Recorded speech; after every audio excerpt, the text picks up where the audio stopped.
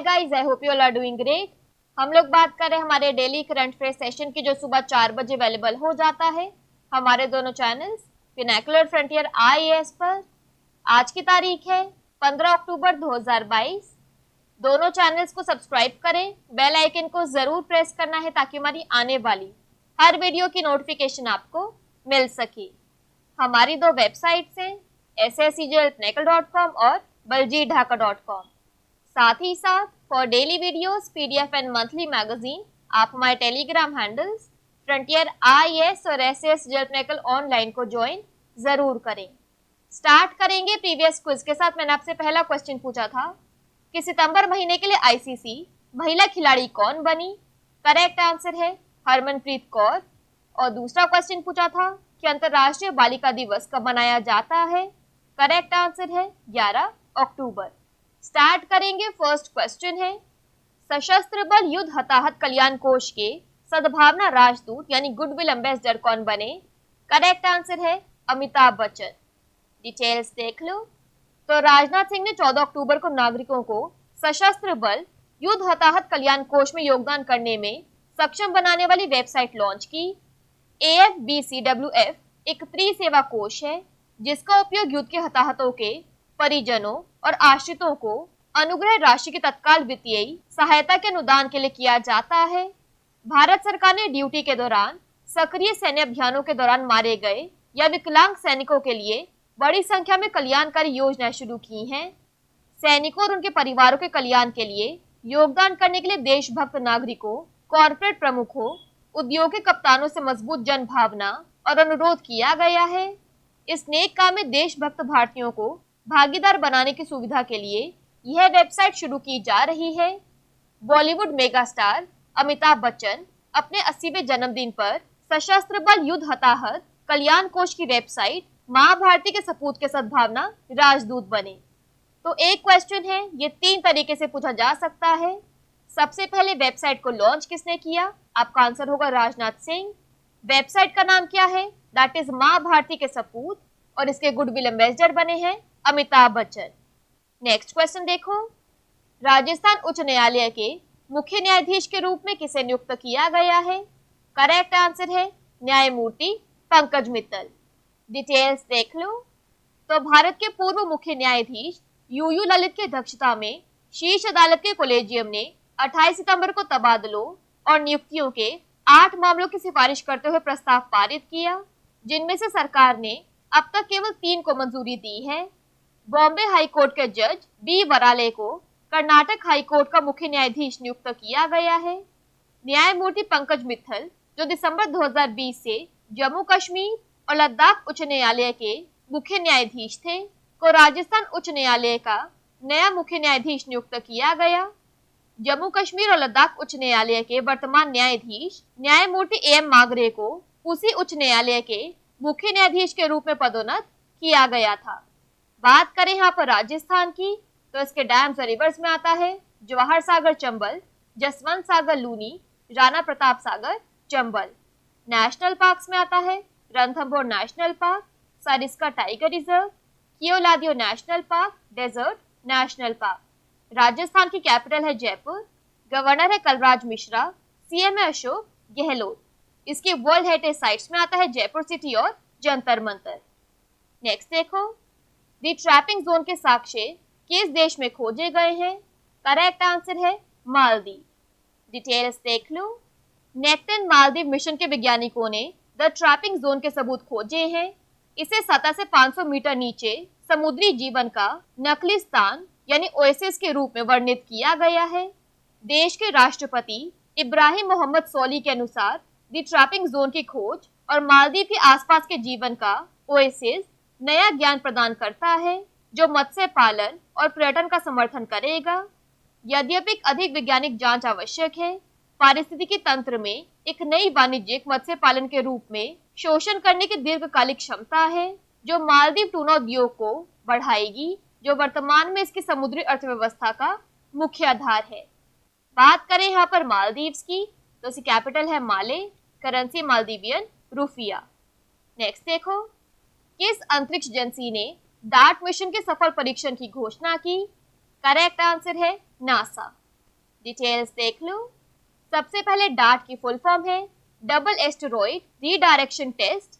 तो नासा के डार्ट जांच दल द्वारा पिछले 2 हफ्तों में प्राप्त आंकड़ों का विश्लेषण अपने लक्षित क्षुद्र ग्रह डिमोर्फोस के साथ अंतरिक्ष यान के गतिज प्रभाव को दर्शाता है, जिसने एस्टेरॉइड की ऑर्बिट को सफलतापूर्वक बदल दिया।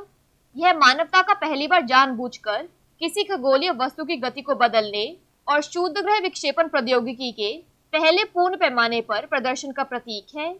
डार्ट का लक्ष्य एस्टेरॉइड पृथ्वी के लिए खतरा नहीं है, लेकिन यह देखने के लिए एकदम सही परीक्षण मैदान है कि क्या गतिज प्रभावकारी तकनीक के रूप में जानी जाने वाली क्षुद्र ग्रह विक्षेपण की यह विधि हमारे ग्रह की रक्षा करने का एक व्यवहार तरीका होगा। यदि पृथ्वी के साथ टकराव के रास्ते पर एक क्षुद्र ग्रह की खोज की गई थी भविष्य में। नेक्स्ट देखो, पीएम डिवाइन योजना जो खबरों में रही किस क्षेत्र के विकास के उद्देश्य से थी? करेक्ट आंसर है उत्तर पूर्वी क्षेत्र। डिटेल्स देख लो। सबसे पहले पीएम डिवाइन की फुल फॉर्म है prime ministers development initiative for north east region. तो केंद्रीय मंत्रिमंडल ने पूर्वोत्तर में भौतिक और सामाजिक बुनियादी ढांचे के विकास के लिए 6,600 करोड़ रुपए की योजना सहित 13,000 करोड़ रुपए से अधिक की परियोजनाओं को मंजूरी दी। पीएम डिवाइन को 15वें वित्त आयोग के शेष 4 वर्षों के दौरान 2022-23 से 2025-26 तक लागू किया जाएगा। यह एक केंद्रीय क्षेत्र की योजना है और इसे उत्तर पूर्वी क्षेत्र के विकास मंत्रालय यानी डोनर द्वारा प्रशासित किया जाएगा। नेक्स्ट देखो, बेटी बचाओ बेटी पढ़ाओ योजना को संशोधित किया गया है। योजना किस वर्ष लागू की गई थी? करेक्ट आंसर है 2015। डिटेल्स देख लो।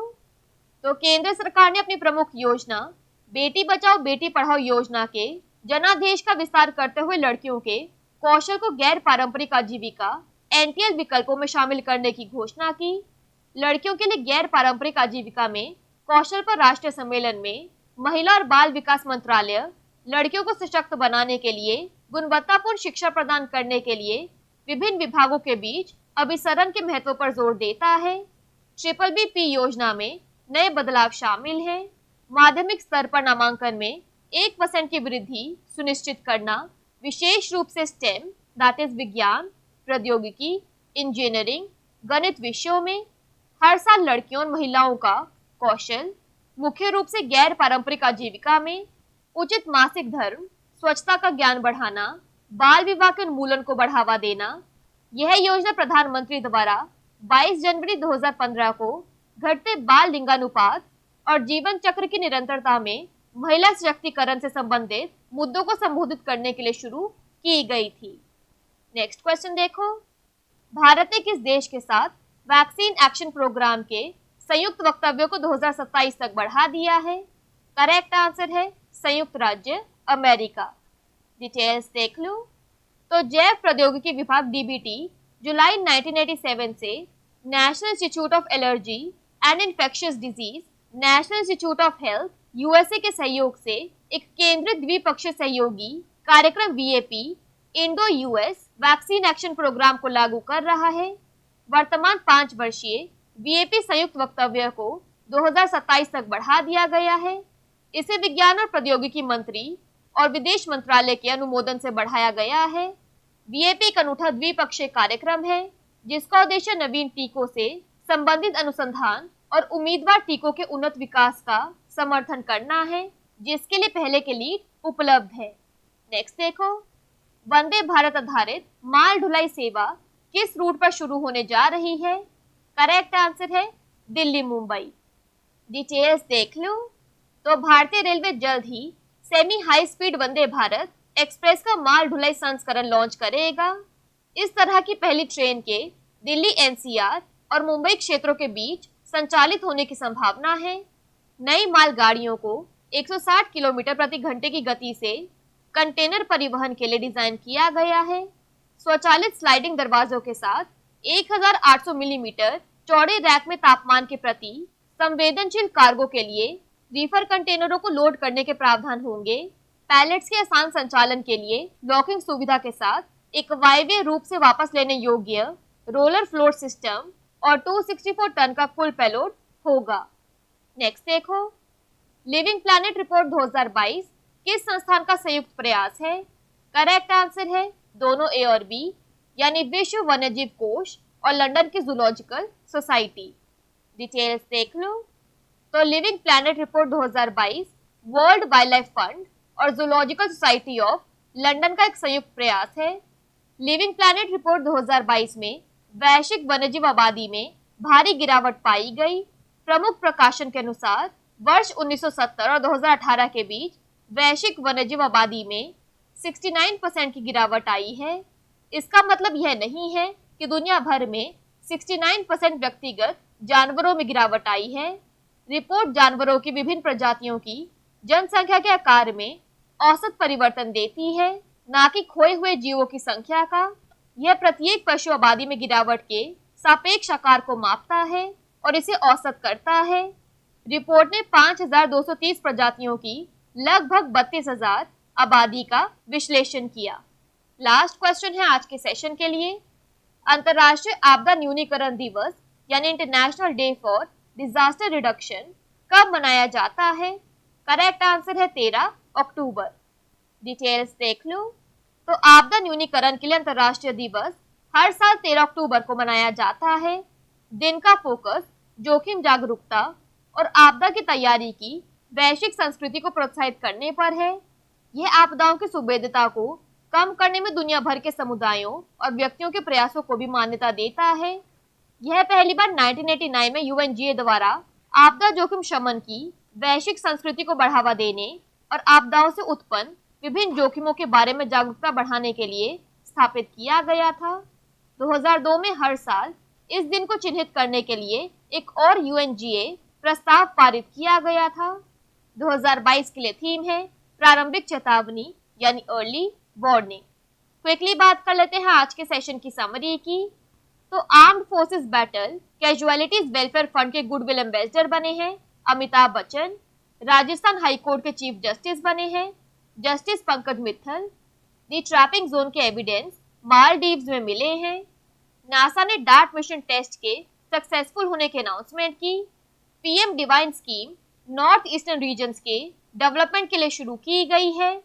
बेटी बचाओ बेटी पढ़ाओ स्कीम 2015 में लॉन्च की गई थी। इंडिया ने यूएसए के साथ vaccine action program joint statement को 2027 तक के लिए एक्सटेंड कर दिया है। Vande Bharat based freight service Delhi Mumbai के बीच शुरू होने जा रही है। Living planet report 2022 world wildlife fund और जूलॉजिकल सोसाइटी ऑफ लंदन का एक संयुक्त प्रयास है और international day for disaster reduction 13 अक्टूबर को मनाया जाता है। बात कर लेते हैं आज के सेशन के क्विज फॉर द डे की। आपका पहला क्वेश्चन है संयुक्त राष्ट्र विश्व भूस्थानिक सूचना कांग्रेस का आयोजन किस राज्य में किया गया है? और आपका दूसरा क्वेश्चन है किस राज्य सरकार ने ओला और उबर को ओवरचार्जिंग के आरोपों के कारण ऑटो सेवाओं को बंद करने का आदेश दिया है? दोनों क्वेश्चंस हमारे प्रीवियस सेशन से हैं। इनके आंसर नहीं आएगा तो उनको चेक कर लेना। दोनों चैनल्स को सब्सक्राइब करें, बेल आइकन को जरूर प्रेस करना है ताकि हमारी आने वाली हर वीडियो की नोटिफिकेशन आपको मिल सके। हमारे दोनों चैनल्स और वेबसाइट्स को ज्वाइन जरूर करना है। Thank you so much. I will see you in my next session.